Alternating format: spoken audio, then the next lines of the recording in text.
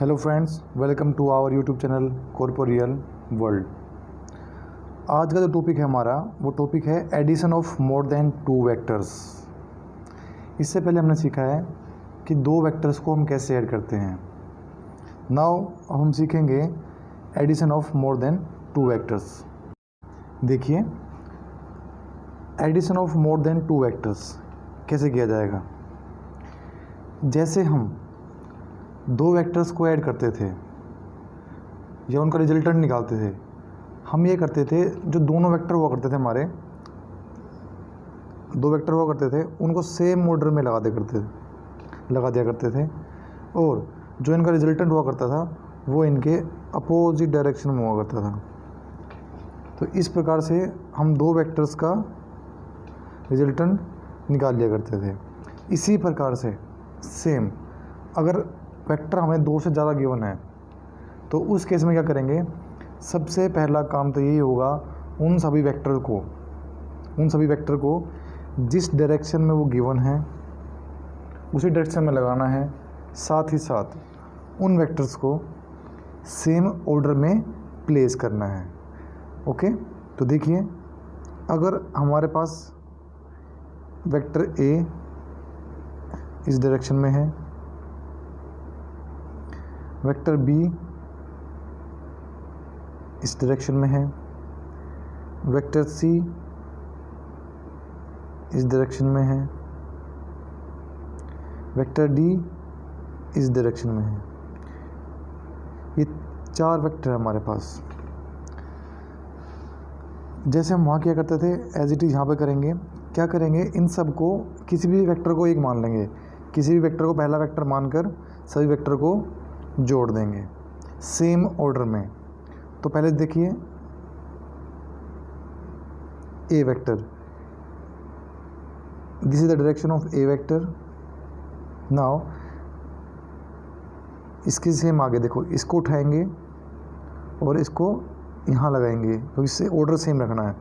तो इसको लगाएंगे यहाँ पे ऐसे, ये ए वेक्टर, ये बी,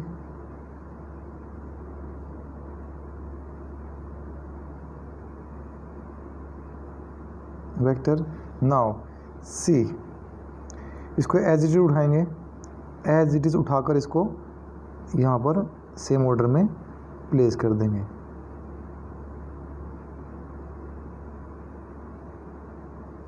ओके, ये हो जाएगा हमारा सी वेक्टर। अब डी वेक्टर उठाएंगे सी के बाद सेम ऑर्डर में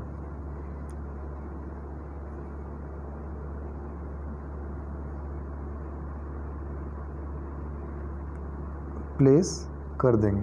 तो इस प्रकार से हमने चारों वेक्टर्स को ऐड कर लिया। जैसे हमारा रिजल्टेंट हुआ करता था अपोजिट डायरेक्शन में, दैट इज रिजल्टेंट का ऑर्डर हमेशा अपोजिट डायरेक्शन में होगा, उसी प्रकार से यहाँ पर भी जो हमारा रिजल्टेंट होगा वो अपोजिट डायरेक्शन में होगा। तो ये हो गया resultant A B C D का। इन सबको ऐड करेंगे तो क्या बनेगा,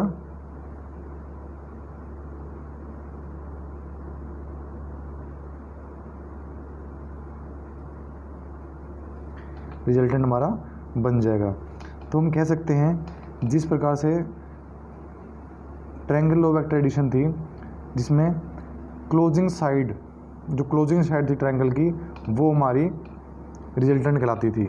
इसी प्रकार से हम कहें, देखो ये भी तो पॉलीगन है, बहुत सारी साइड है, तो क्या बोलेंगे, इसको पॉलीगन है। सभी वेक्टर्स को पॉलीगन की फॉर्म में अरेंज करेंगे, जो वो पॉलीगन बनाएंगे, उस पॉलीगन की क्लोजिंग साइड, उस पॉलीगन की जो क्लोजिंग साइड होगी वही हमें हमारा रिजल्टेंट प्रोवाइड करेगी।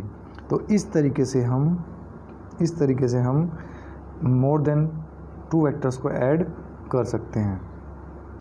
सो नाउ डेफिनेशन देखिए, if number of vectors represented by sides of polygon, that is number of vectors हैं हमारे पास, उनको रिप्रेजेंट करेंगे साइड ऑफ पॉलीगन से, in same order, remember it, same order, then their resultant vector represented by closing side of polygon, इनका जो resultant होगा वो closing side of polygon से रिप्रेजेंट करेंगे, लेकिन अपोजिट डायरेक्शन में। ओके, तो इस तरीके से हम मोर देन 2 वेक्टर्स को ऐड कर सकते हैं। अब नोट कह रही है अगर पॉलीगन पहले ही क्लोज हो जाए, मान लीजिए एक वेक्टर में ऐसे गिवन है, एक वेक्टर में ऐसे गिवन है और एक वेक्टर हमें ऐसे गिवन है, 3 वेक्टर गिवन हमें ए बी सी, इनका रिजल्टेंट क्या होगा 0, क्योंकि ऑलरेडी क्या है पहले ही क्लोज पॉलीगन बना चुके हैं। अगर 2 या 2 से ज़्यादा 3 4 5 जितने भी पॉलीगन्स वो हैं वेक्टर्स हैं वो ऑलरेडी एक क्लोज पॉलीगन बना दें, पहले ही क्लोज पॉलीगन बना दिया तो उनका रिजल्टेंट क्या बनेगा, उनका रिजल्टेंट बनेगा ही नहीं। तो उस केस में रिजल्टेंट क्या होगा 0। तो ये बोल रहे हैं इफ़ अ क्लोज पॉलीगन, एक क्लोज पॉलीगन बन रहा है सेम ऑर्डर में, देखिए सबका ऑर्डर सेम है, ये बात हम पहले भी डिस्कस कर चुके हैं triangle law of vector addition में। ऑर्डर सेम है, क्लोजिंग है, तो उनका रिजल्टेंट क्या होगा 0, that is null vector. 0 vector means null vector. तो देखिए ए बी सी 3 वेक्टर है हमारे पास, इस डायरेक्शन में गिवन है और तीनों मिलकर क्लोज पॉलीगन बना रहे हैं, ऑलरेडी क्लोज हैं, ये ऑलरेडी क्लोज हो गए, तो रिजल्टेंट क्या हो जाएगा इनका 0।